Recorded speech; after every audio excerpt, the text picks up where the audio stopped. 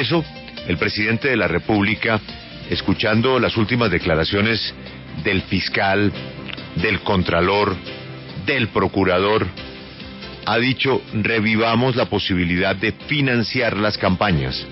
Es decir, que el que quiera llegar tenga una financiación oficial. Ya Alberto nos explicaba sus pros y sus contras, cómo en otros países puede funcionar, pero cómo en Colombia esa figura también tiene sus riesgos. ¿Qué dicen los jefes políticos? Saludamos al presidente del Partido Conservador, senador Hernán Andrade. Buenos días. Buenos días, Julio, Alberto, toda la mesa de trabajo y la gran audiencia. Un saludo muy especial y si quiere me refiero al tema. El tema, Julio, hay que mirarlo global, porque estamos en esta discusión en el marco de una misión electoral que tiene que ver con la participación en política, tanto de las Fuerzas Armadas como son la FARC, como la gente que estamos haciendo política dentro del sistema político y los que están ingresando. Global porque la discusión se ha dado con los argumentos que dio Alberto de lado y lado, y el presidente lo plantea como una medida de choque por 2 periodos, no eternamente. Global porque esto no se puede hablar de personas individualizadas. Esto tiene que ir de la mano con una reforma política y con listas cerradas. Estuvo a pocos votos de pasar la lista cerrada en la pasada reforma de equilibrio de poderes, porque el apoyo individual para cámaras y senado se vuelve dispendioso y costoso siendo necesario.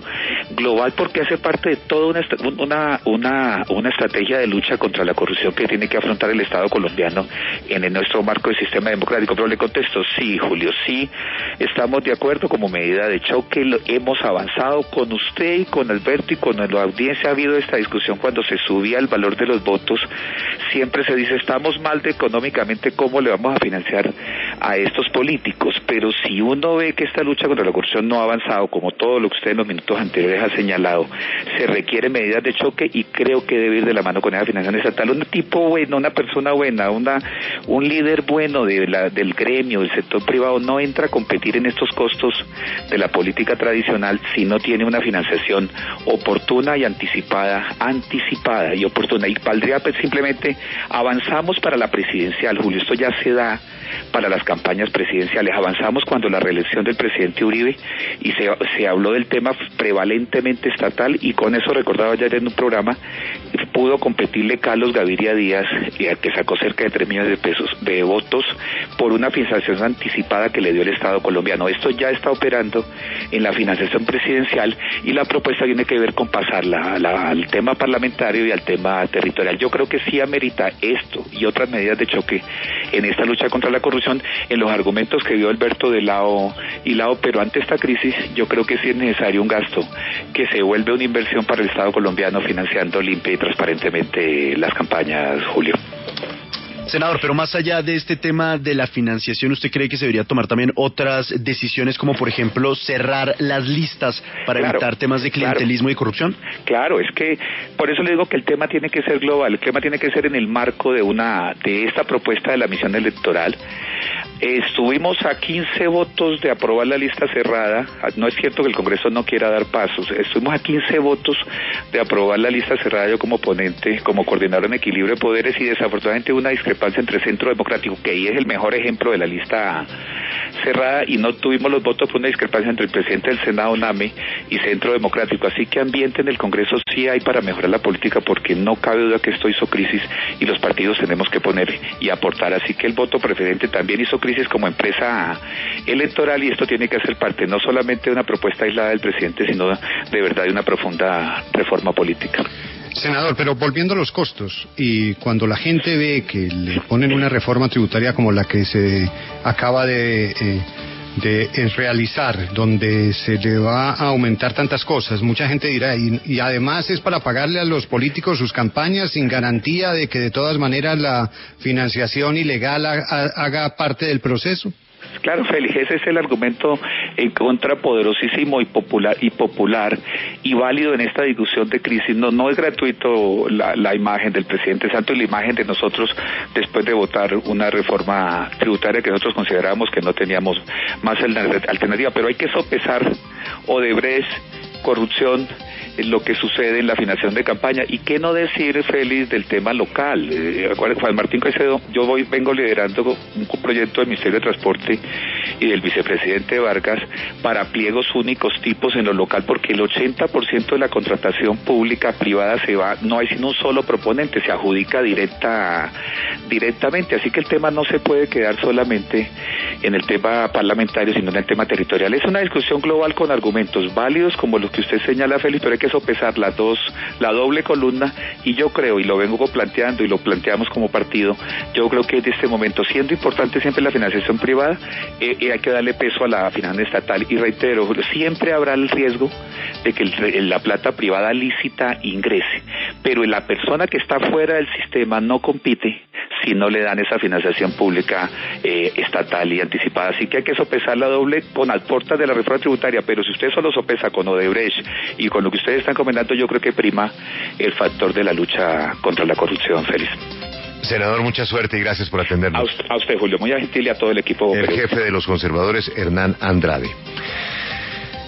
Pero vamos ahora con el senador Jorge Robledo, porque los senadores de los partidos tradicionales, pues, han vivido de los apoyos privados y históricamente reciben las donaciones. Pero los senadores que piensan distinto, que tienen serias críticas contra el sistema, como decía el senador Andrade, la tiene muy difícil. A un hombre como Carlos Gaviria le tocaba muy duro. A un hombre como Jorge Robledo, que es un serio y respetado crítico del sistema, pues no le llegan fácil las donaciones de la empresa privada, o no le llegan o no se le acercan a aquellos que quieren darle plata a cambio de... Es que no creo que ni se atreven a llamarlo porque le conocen perfectamente. Senador Jorge Robledo, del Polo Democrático, gracias por atendernos. Buenos días. Julio, muy buenos días, gracias por su llamada, un saludo a sus oyentes. Bueno, pues en el caso suyo la cosa es más difícil. ¿Cómo cree usted que se puede meter un granito de arena en esta lucha contra la corrupción financiando oficialmente campañas? ¿Eso le suena? A ver, Julio, eso de la financiación estatal total de las campañas puede ser, en el caso del Polo eso lo vemos como una posibilidad. Sin embargo, la cosa, a mi juicio, es bastante más compleja, ¿no? Porque a los niveles de corrupción que hay hoy en Colombia, yo pienso que lo que sucedería sería que habría la financiación, entre comillas, total de las campañas, y al mismo tiempo los corruptos seguirían haciendo lo mismo que hoy están haciendo, que es financiándose mediante medios corruptos, y además tendrían la plata del Estado. Hoy ya hay una financiación parcial por parte del Estado, y sin embargo la corrupción no ha disminuido en nada. Este asunto es bastante más complejo de lo que está sucediendo, Julio. Permítame, le digo esto. Yo publiqué hace unos días un libro sobre corrupción, me excusa el referirme a él, pero ese libro trata sobre 5 escándalos de corrupción en los que yo he hecho debates en el Congreso, Reficar, Isagen, etcétera.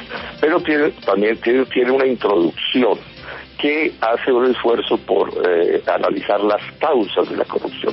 En Colombia tenemos que librar un debate sobre las causas de la corrupción, porque si no se entienden las causas de un mal, no es posible resolverlo de ninguna manera.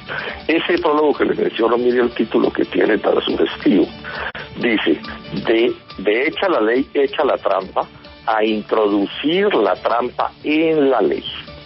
De hecha la ley, hecha la trampa, a introducir la trampa en la ley. ¿Qué quiere decir esta segunda afirmación? Me la iluminó el caso de Reficar. Es que la corrupción ha llegado a tanto que los corruptos han ido modelando las leyes para facilitar la corrupción. O sea, en un país tan corrupto como este, y sin embargo las leyes lo que hacen es facilitar la corrupción. Yo le pongo a usted el caso, de acuerdo con las interpretaciones legales. En Colombia se pueden hacer subastas de uno, por ejemplo, en el caso de Isagen. Por ejemplo, el grueso de la contratación pública se hace con un solo oferente. Por ejemplo, en Colombia pueden hacerse desde hace años, y se ha denunciado hasta la sociedad, licitaciones sastres, que son esas adecuadas, digamos, a las necesidades del corrupto. Entonces, mire usted el libro que estamos, pero además le agrego esto: estamos en un país donde el presidente de la República defiende, sin que se cause un escándalo descomunal, la idea de la mermelada como manera de asignar el gasto público, de distribuir los recursos públicos, cuando todos sabemos que ese derecho que se le ha concedido a algunos congresistas de Colombia de determinar el gasto público es un acto de corrupción brutal, bárbaro, que hace que la plata del Estado sirva para financiar las campañas políticas y para ejercer actos gravísimos de corrupción, que lleva a otra cosa. Entonces se aplica en política la frase aquella de la mamá que le decía a sus hijos, bobitos y no.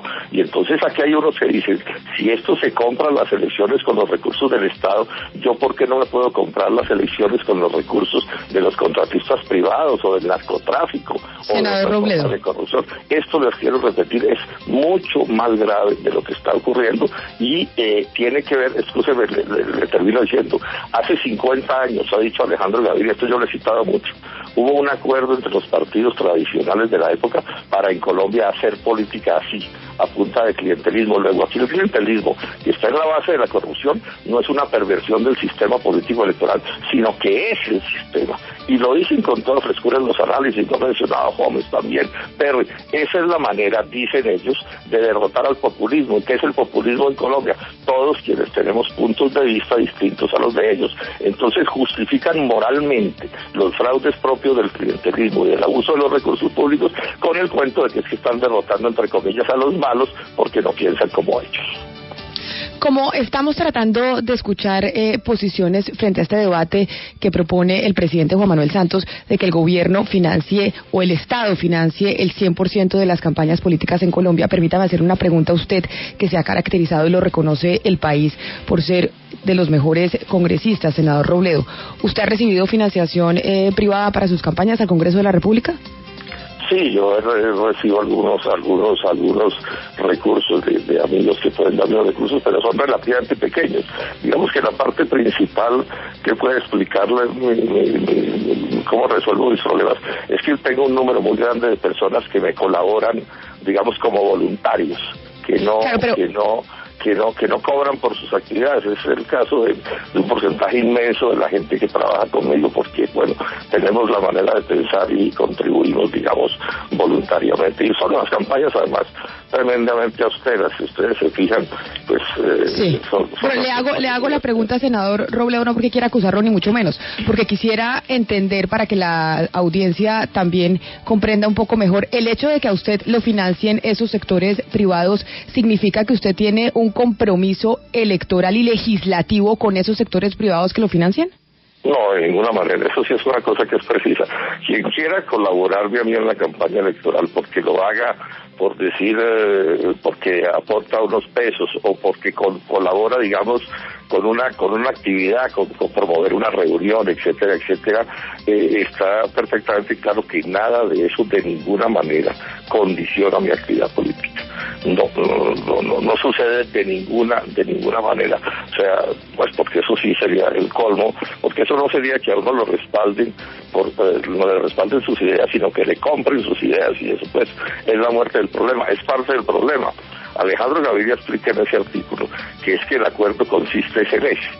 Es una especie de gran acuerdo entre los grandes negocios privados y la clase política, que consiste en que los grandes poderes privados toleran que la clase política haga la política de esta manera, a cambio de que le respalden todas las leyes y las normas y los demás asuntos que tienen que ver con los intereses de esos grandes poderes económicos, tanto nacionales como extranjeros. Estas son las partes más graves del asunto que no se discute. Yo he dicho que una de las cosas más graves del corrupto, por decir alguna cosa, un congresista corrupto, no es ni siquiera que se robe la plata, diciendo eso gravísimo, sino que vota lo que le diga el gobierno nacional que tiene que votar así en su íntima convicción lo que está votando es contrario al interés nacional, porque lo que hay es o sea, se compra mediante la corrupción al dirigente político para que ese político gobierne en función de unos intereses económicos que no necesariamente son los intereses nacionales. Entonces aquí puede suceder que se haga un puente donde no hay río, porque resulta que algún privado tiene interés en que se haga ese puente y al político, sea un alcalde, un gobernador, en la propia cúpula del gobierno nacional, le han pagado para que tome esa decisión. Estos son los aspectos más perversos de lo que está sucediendo. Sí, senador. Yo insisto, ese artículo mío ha circulado mucho, el artículo donde yo explico esto que está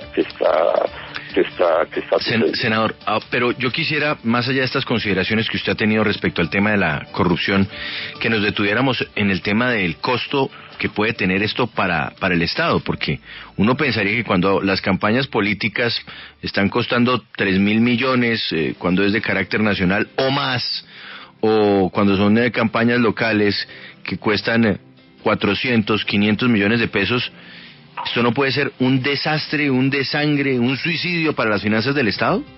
Sí, claro, ese sería un problema gravísimo, pero además no correría el problema. Pero entonces aquí surge una pregunta: ¿por qué las campañas valen lo que valen?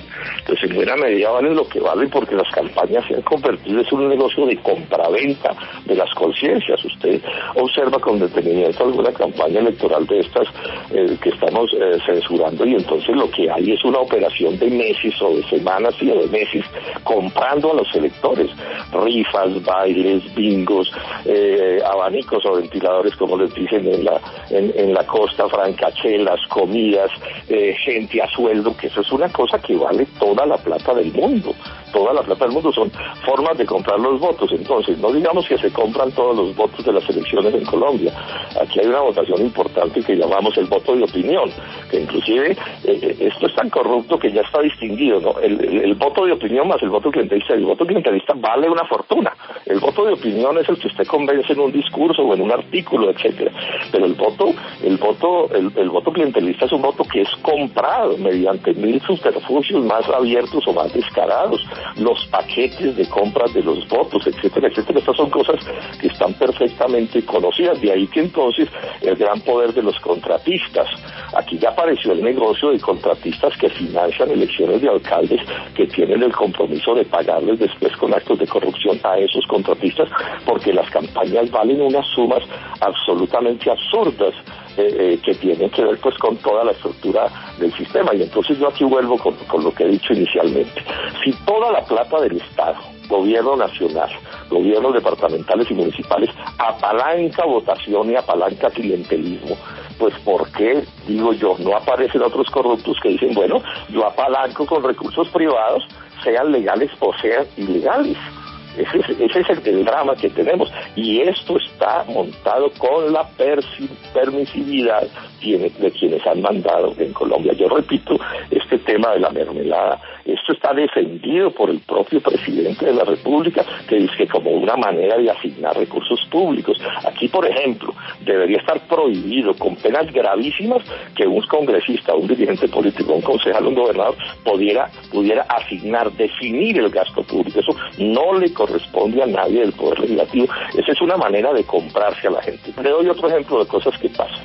Se hace una campaña electoral, compiten 3 o 4 o 5 alcaldes, pues, o candidatos a la alcaldía, y apenas gana el que gana, y lo mismo sucede en las gobernaciones y en la propia presidencia. ¿Qué sucede? Que aparece una manguala automática mediante la cual el Consejo o el Congreso o la Asamblea Departamental se unifica en torno al alcalde que ganó, y todos los supuestos contradictores quedan haciendo parte de la misma manguala. Esto es lo que ha sucedido en Colombia. Probablemente sea el único país del mundo donde el presidente nombra de ministros a todos sus contradictores en la campaña electoral anterior, o como sucedió en Bogotá, el alcalde de Bogotá, senador Robledo, termina siendo respaldado por los partidos que respaldaron a sus candidatos contradictores. Un país sin oposición no es un país viable en lo que tiene que ver en las luchas contra la corrupción. Senador Robledo, sin duda el tema de la corrupción va a ser uno de los temas fundamentales en la campaña presidencial del año 2018, por lo que la senadora Claudia López pues ha propuesto que se unan una serie de candidatos en torno a esta bandera. Ella ha dicho que se pueden reunir los candidatos Sergio Fajardo, usted, Claudia López, Antonio Navarro, entre otros, y sacar a través de una consulta popular pues un candidato único a la presidencia de la República. ¿A usted le suena esta idea? Sí, cuando yo presenté mi precandidatura señalé que una de las ideas era promover un gran acuerdo nacional en torno a esa candidatura, llamada una convergencia nacional, que por supuesto tendría que tener el tema de la corrupción como uno de sus elementos fundamentales. Entonces he dicho, y en el pueblo hemos dicho desde que apareció esta propuesta de la senadora Claudia López, que vemos eso como una idea plausible. Habría que mirar pues ya los detalles de estas cosas, por supuesto, y conversar detenidamente al respecto. Y seguramente, pues nadie ha dicho lo contrario, pues esto tendría que tener otros elementos claves, digamos, programáticos de la definición de ese nuevo gobierno, sin quitar la importancia, por supuesto, al tema de la corrupción, que es extremadamente grave. Entonces estamos mirando eso con buenos ojos y vamos a ver cómo se van desarrollando las cosas. Ahora, seguramente, y lo ha dicho ella misma, esto tiene que ver con que cada sector vaya definiendo como sus candidaturas y una vez tomadas esas decisiones parte por parte, ver cómo se hace el esfuerzo para unificar mediante alguna consulta en algún momento. Sí, esa es una posibilidad, repito, que hemos visto con buenos ojos y bueno, tocará trabajarla en nuestros tiempos que siguen, teniendo en cuenta además pues que estamos todavía bien lejos de las votaciones presidenciales. Senador Robledo, feliz mañana, muchas gracias. A ustedes mil gracias y un saludo a sus oyentes, Julio. Presidente del Partido Verde, concejal Antonio Sanguino, buenos días. ¿A usted le gusta la financiación pública de las campañas? Pues a nosotros nos cae muy bien esta propuesta. Nosotros creemos que una financiación estatal al 100% de las campañas, sobre todo de las corporaciones públicas, no solo le cierra al paso o disminuye una amenaza en materia de corrupción que tiene la actividad política en los cuerpos colegiados, sino que además también corrige los desequilibrios y las asimetrías en la competencia política electoral, toda vez que la financiación privada pues favorece a unos candidatos y a unos partidos sobre otros.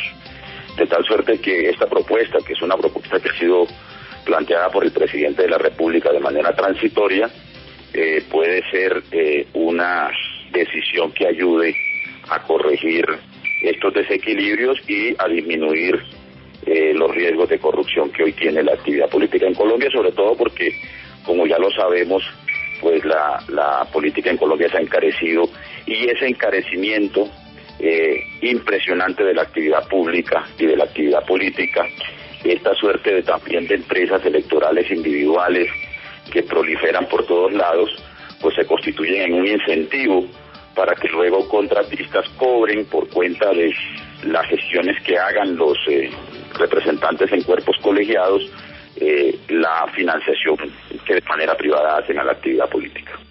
¿Se ha encarecido la actividad política en Colombia de manera significativa? ¿Por qué, concejal Sanguino?